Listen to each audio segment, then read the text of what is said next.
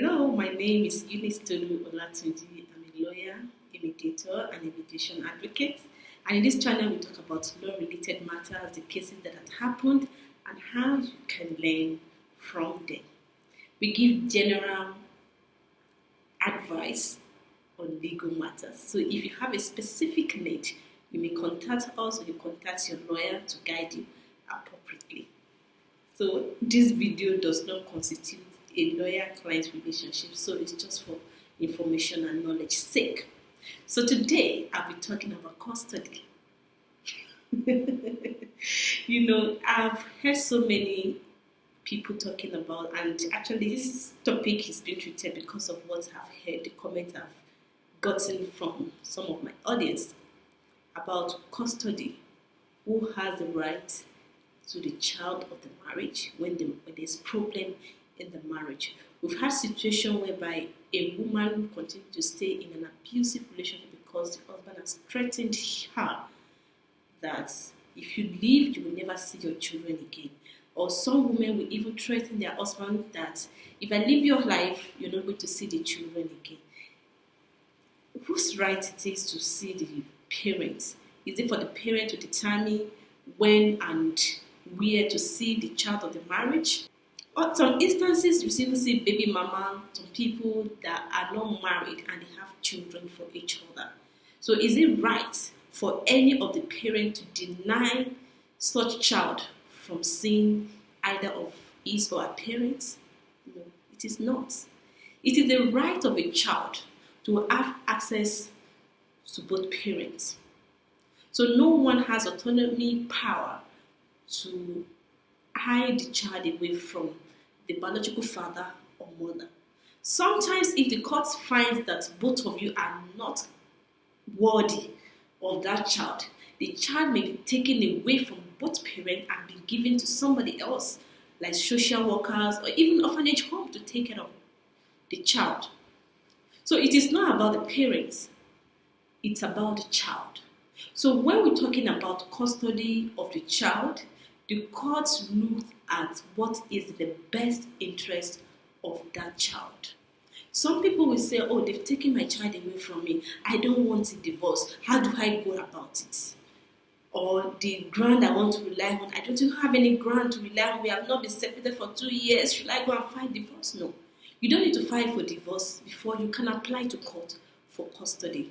In Lagos State, the child rights law allows you to approach the family court. We have the family court and the magistrate court or the high court, claiming or asking for custody or access to your child.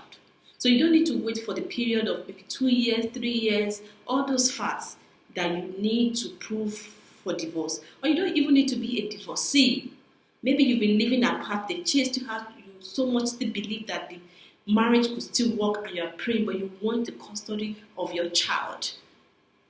You can approach the courts. In fact, the courts give precedence to matters that relate with children. If you feel that the child or your children are in danger, you can approach the court by a motion ex parte. Motion ex parte, what it means that even before putting the other party on notice, you can get an order in the interim.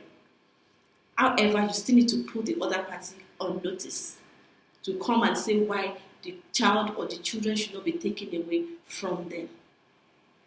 So some people will say, okay, I don't want the child to see this parent because the parent is the one that caused all the problem we have in a matrimonial home. I'm sorry. Custody is not given as a punishment or as a reward for good conduct in marriage. In so many cases, we have seen instances where custody is given to the father.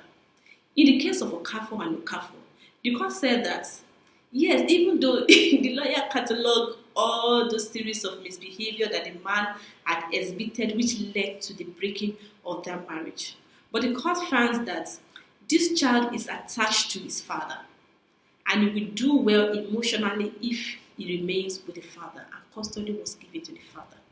In another case, I think Afaja and Afaja, custody was given to the father because the character of the mother was not the one that a child in a formative year should continue to live it. But generally, it is assumed or presumed that a child in a tender age would do better with the mother. But that doesn't mean that custody will always be given to the mother. The court will look at the circumstance of each case. So these are some of the facts that the court will look at in granting custody. Number one is the degree of familiarity of the child with each of the parents. How familiar is the child with the parents? Who has been taking care of the child while the parents are together? The court will look at that. The court will look at the amount of affection by the child for each of the parents and vice versa. In fact, sometimes the court will interview the children to know whether or not, to actually know how they feel about each parent. And children could be innocent. When it comes to children, the court will excuse all of you. Call the child into the chamber and interview them. Sometimes the court will send a social worker to go and inspect the mother's house, inspect the father's house, and see whether it is conducive enough or how does the parent relate to that child. So all of those facts will be considered in grants of custody. Then the court will look at the income of the party asking for custody. Even though welfare of the child is not in the luxury of taking a child to ShopRite, it's just in basic infrastructure, basic amenities that the child needs to grow. So because someone is a billionaire and one is just a thousandaire, does not mean that the court will deny the thousandaire the custody. But the court will definitely consider, where is this person living? Can he provide or can she provide for this child? Is it in the best interest of the child to stay with this one, with this partner? Poverty sometimes could make a child to go wayward.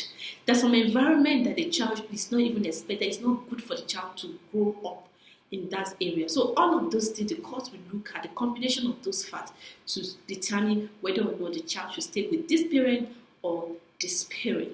The education of a child is also paramount. Where is the child schooling now? If the child is removed from the father or from the mother, now will his or her education not be tampered with? Will it not alter the education of the child? Is it right they are just in the middle of a session and you are removing the child? Is it the best interest of that child? The court will consider that. The fact that one of the parties lived with a third party, maybe the husband has remarried or the mother has remarried, the court will look at that fact also. Some in Nigeria homes, a man is deemed to be the head of the family. So if the mother had remarried, will this new husband or the stepfather be willing to accept the stepson or the stepdaughter? Will it be safe for the child to stay with the step-parent? The court will consider that. What is the attitude of the third party to this child?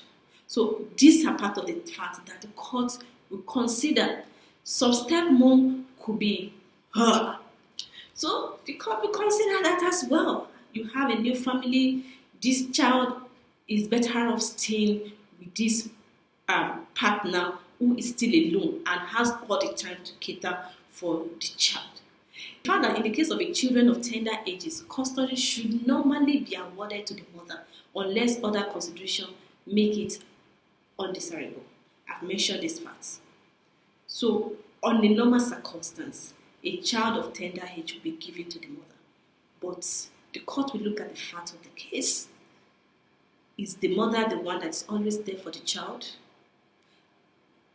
If not, custody will be given to the father. So, no one has autonomy right to the child of the marriage. Everybody have equal right. The father, the mother has equal right. On this note, I want to even mention a case.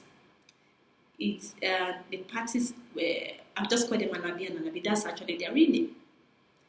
They married in a church in Ilorin, and shortly after the marriage, the woman discovered that the man had actually put another woman in a family way. She was heartbroken, but because she couldn't stand the shame of leaving her home. You know how in this part of the world that we blame the woman for everything. We blame the woman. Oh, a wise woman keep her home. So she remained in that relationship. This man will go out to brothel, come back late drunk, but the woman kept on believing that this man would change. Even in their marriage, after the first child, the man had another child from the same woman again outside. This wife didn't leave. She remained there. So many times there's evidence that the man used to be the wife. They had only one child together, a girl child. The man would beat the wife, torment her, would not give money, but this woman still remained in this matrimonial home. I believe the man wanted the woman out, but she said, no, this is my husband's house, I must stay. Until one night, I think about 12 a.m., the man just came back and chased the woman and the daughter out of the house in the middle of the night. And later filed for divorce. The woman cross-petitioned and stated everything that she has been through. The man said, well, the woman has condoned the adultery, therefore she cannot complain of that the adulterous act. The trial court lambasted this man, and he was an irresponsible man and all of that, and granted custody to the wife and maintenance cost. They went on to the Court of Appeal. The man was aggrieved because he is also asking for custody. Can you imagine? Can you imagine? He asked for custody as well. So he went to Court of Appeal. The Court of Appeal upheld the decision of the trial court and still maintained that the wife has the custody because the child is even of a tender age. The man has been very irresponsible and all of that. The man was not still satisfied. He went to Supreme Court. The Supreme Court lambasted this man as an irresponsible man. That what makes a man in the Nigerian context is the ability of a man to provide for his family. This man had not been able to provide for his family. He has been very irresponsible. Now accusing the woman of condoning him is even out of it. The adulterous act have been continuous and all of that. But in the long run, the court said, well, issue of custody is not granted as a punishment to the wrong party or the party that caused the breaking of the house. Therefore, the Supreme Court varied the decision of the trial court and the Court of Appeal and granted joint custody to the two parents. Joint custody and physical custody are a kind of different in a bit. When you're talking about legal custody or joint custody, it means that both parents will make decision for the child or the marriage or of their union. Decision about the school, everything that pertains to that child. According to the child right law and even the matrimonial causes, the fact that you're giving custody, the other party who do not have the physical custody will have a right of access to that child. And the right of access will never be taken away except if it is proven that allowing the other party to see that child will pose risk on the growing up or the upbringing of that child. Then the courts may restrain or restrict the access. In another word, the court may grant a supervised access. That okay, when you go, you can let the father or the mother be supervised as you see the child. So I hope this answers somebody's question. Thank you for coming here. If you have not subscribed to this channel, kindly subscribe, share the video, and like the video. Thank you for